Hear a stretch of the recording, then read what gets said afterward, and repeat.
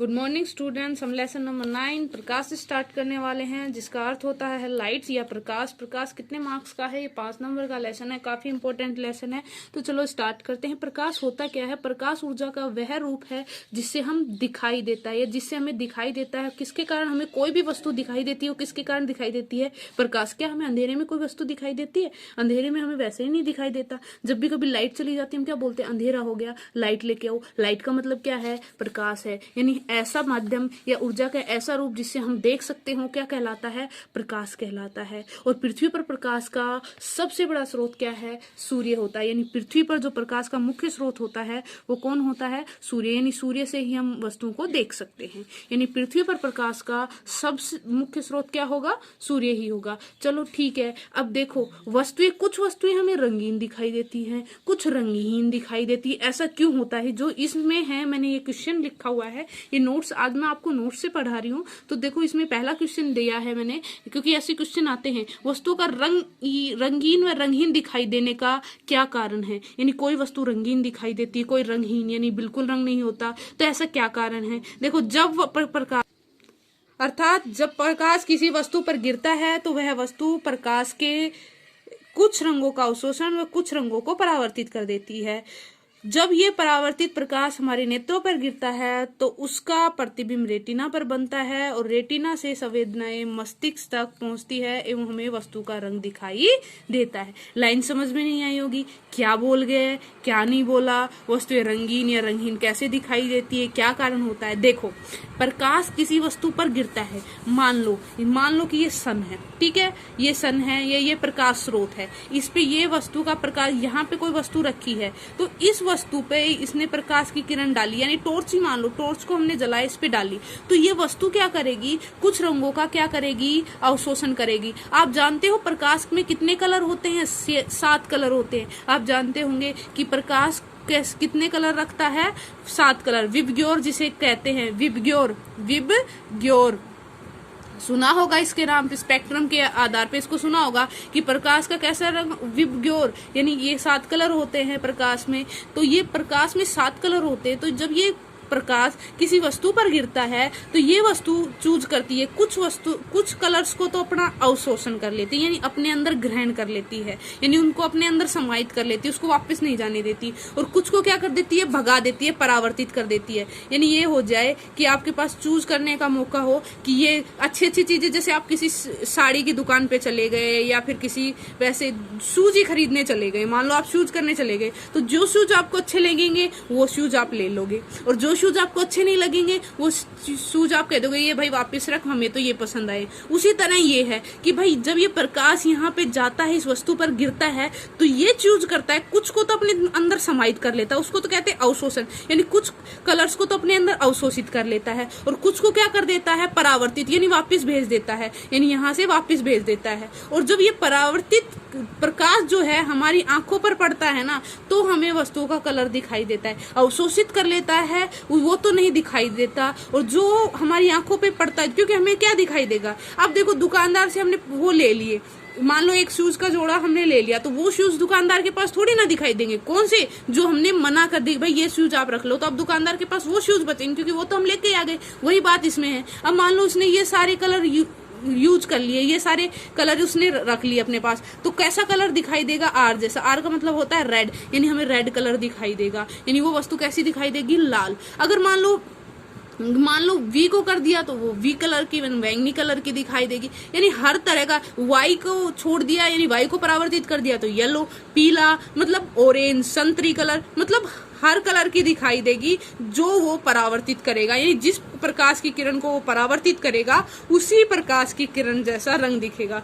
अब क्या होगा? देखो उससे तो रंगीन तो आ गया कि हमें वस्तुएं रंगीन, लेकिन कई वस्तुएं ऐसी होती है जिसमें कोई रंग नहीं दिखाई देता, इनमें से कोई कलर नहीं दिखाई देता, उसको कहते हैं रंगहीन, यानी उसमें कोई कलर, व्हाइट यानी सफेद कलर की दिखाई देती है।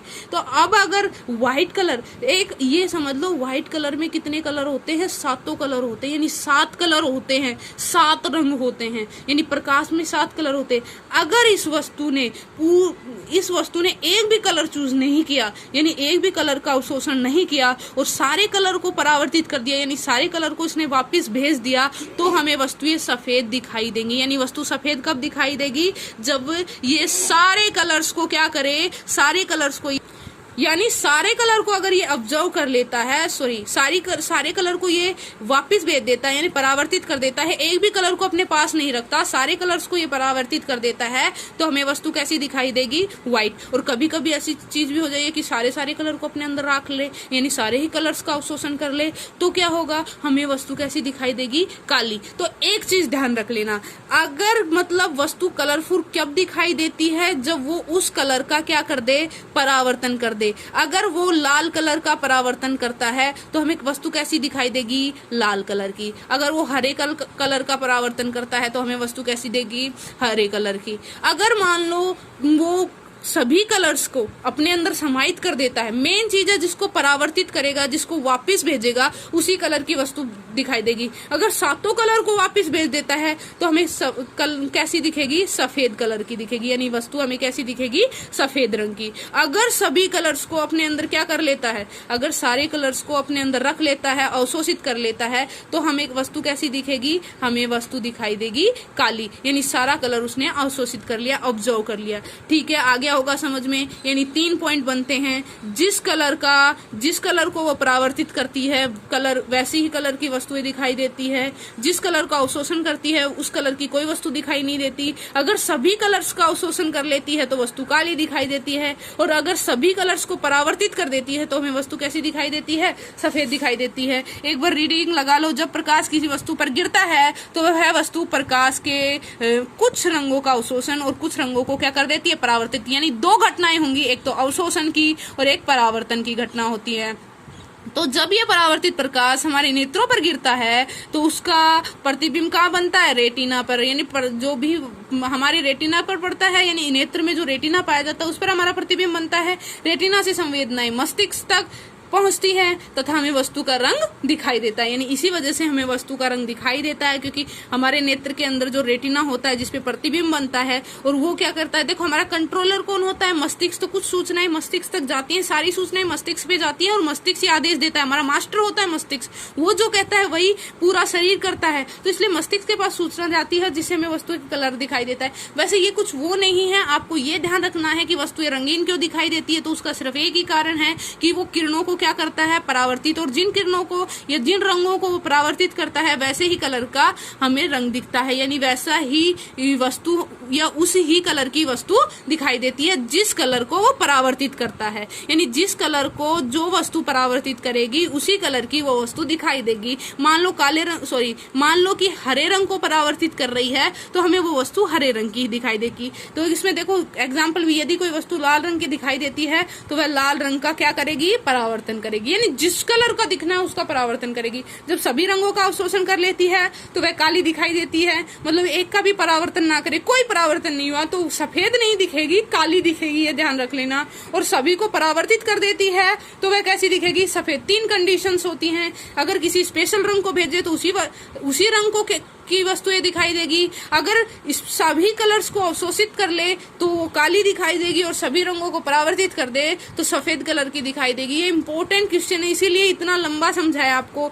होप समझ में आ गया होगा कि जब प्रकाश किसी वस्तु के आर पार निकल जाता है तो वह वस्तु हमें पारदर्शी दिखाई देती है। कंडीशन ये भी होती है कि अवशोषण भी ना कर पाए, परावर्तन भी ना कर पाए, और प्रकाश आर पार निकल जाए तो वो पारदर्शी, यानी उसके आर पार दिखाई देता है। कई चीजें ऐसी होती है ना, कांच की चीजें, जिसमें हम क्या होता है वो वस्तुओं के आर पार देख सकते हैं। कांच की चीजों में हम आर पार देख सकते हैं, तो वो उसका क्या होता है कि प्रकाश निकल जाता है, ना उसका अवशोषण हुआ ना उसका परावर्तन हुआ, सीधे ही निकल गया। तो वो होता है वो वस्तु में कैसी दिखाई देगी? पारदर्शी, यानी आर पार दिखाई देनी। और एक क्वेश्चन और बनता है, प्रकाश की कैसी प्रकृति होती है, यानी प्रकाश की प्रकृति कैसी होती है? प्रकाश की द्वैत प्रकृति बताई गई है। मैंने क्वेश्चन टाइप में दिए हैं, पहला क्वेश्चन टाइप में दिया, दूसरा क्वेश्चन टाइप में दिया, क्योंकि ऐसे क्वेश्चन आते हैं और हम कंफ्यूज हो जाते हैं कि क्या करें। मैंने क्वेश्चन बना के दिया है। देखो प्रकाश की कैसी प्रकृति होती है, प्रकाश की द्वैती प्रकृति बताई है, यानी प्रकाश को दो तरह से परिभाषित किया गया है। एक तो इसको माना जाता है कण रूप में, यानी प्रकाश जो होता है कण रूप में, कण पैकेट के रूप में पाया जाता है, ठीक है। और एक प्रकाश को माना जाता है तरंग रूप में, यानी तरंगों के रूप में, यानी इस तरह डिफाइन करते हैं। एक प्रकाश को पैकेट के रूप में डिफाइन किया जाता है, उससे अलग चीजों को, प्रकाश की दोनों प्रकृति मानी गई है और दोनों से ही चीजें समझाई गई हैं। बहुत सारी ऐसी क्रियाएं हैं जो प्रकाश के कण रूप को डिफाइन करती हैं और बहुत सारी ऐसी क्रियाएं हैं जो प्रकाश के तरंग रूप को प्रदर्शित करती हैं। लेकिन इस लेसन में हम प्रकाश के तरंग रूप को ही पढ़ेंगे। तरंग का रूप मतलब प्रकाश तरंगों के रूप में संचरण करता है, तरंग के रूप में चलता है, ऐसी रेखा के रूप में चलता है, तो तरंग रूप का पढ़ेंगे। यानी परावर्तन अपवर्तन की घटनाएं कैसी है, तरंग रूप में है। और बहुत सारी ऐसी घटनाएं जो कण रूप में है, तो कण रूप को हम छोड़ देते हैं क्योंकि कण रूप का इसमें नहीं है। तरंग रूप का जान लो कि तरंग रूप में क्या है, प्रकाश किसके रूप में चलता है, किरणों के रूप में चलता है, जिसको हम क्या देते हैं, एक रेखा द्वारा या लाइन द्वारा प्रदर्शित करते हैं, ठीक है। तो अब देखो इसमें क्या लिखा हुआ है, डी ब्रोगली के अनुसार प्रकाश की कैसी प्रकृति पाई जाती है, द्वैती प्रकृति होती है, यानी दो प्रकार की प्रकृति, एक तो कण रूप और एक ऐसा तरंग रूप। इसे प्राय क्वांटम यांत्रिक में इसे तरंग पैकेट के रूप में भी कहा जाता है। देखो तरंग को तो तरंग कह दिया और कण को पैकेट कह दिया, तो क्वांटम यांत्रिकी जो होती है, यानी एक फिजिक्स का एक रूप है जिसमें वो क्वांटम यांत्रिकी कहते हैं, तो उसमें जो प्रकाश है उसको तरंग पैकेट कहा जाता है, यानी प्रकाश तरंग के रूप में भी रहता है, पैकेट के रूप में यानी कण के रूप में भी रहता है, ठीक है। निरूपित किया जाता है जिसके अनुसार प्रकाश फोटोन कभी तरंग और कभी कण की तरह भांति व्यवहार करता है। प्रकाश फोटोन जो प्रकाश जो होता है या कभी तो तरंग की भांति व्यवहार करता है और कभी कण की भांति व्यवहार करता है। इस लेसन में हम कौन सा रूप पढ़ेंगे, प्रकाश का तरंग रूप पढ़ेंगे। प्रकाश के दो रूप होते हैं, एक कण रूप एक तरंग रूप। इसमें हम किसको पढ़ेंगे, प्रकाश के तरंग रूप को पढ़ेंगे। और किसने कहा था, ये डी ब्रोगली ने कहा था, ठीक है।